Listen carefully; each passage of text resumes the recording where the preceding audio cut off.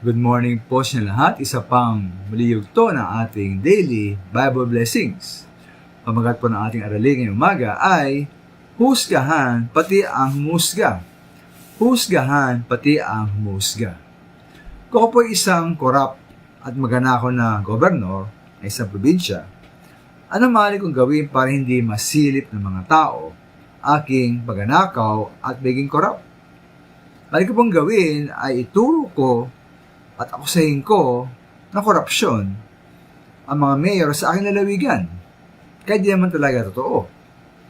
Para magkaroon ng pagkataranta, kaguluhan ng isip at pagkalito ang mga tao.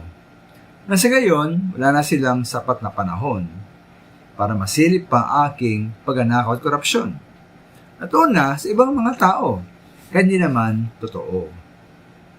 Ngayon po sa ikalawang kapitulo ng aklat ng Roma sa Biblia, maganda po ang sabi ni Pablo Ocol dito.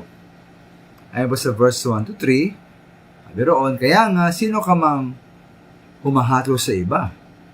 Wala kang may dadahilan. Sapagkat sa paghatol mo sa iba, hinatulan mo rin ang iyong sarili.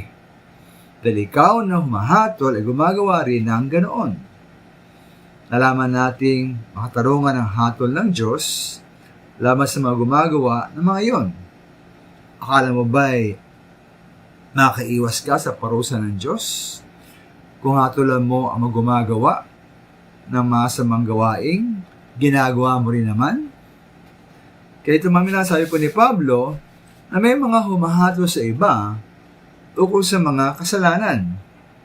Ngunit sila din mismo mga humahatol ay gumagawa din pala ng katulad ng mga kasalanan. Kaya po sa kanilang paghatol sa iba, kaya po hinahatulan din ang kanilang sarili.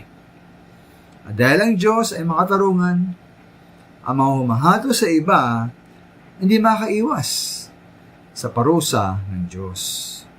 Pare-pareho silang hatulan ay sa kanilang mga kasalanan. Yung minamahal na huwag tayong malinlang. Huwag tayong madaya ng mga taong maiingay at magaling masusga sa iba. Kasi sila mismo mga minamahal, gumagawa nila kanilang sinasabing ginagawa ng iba.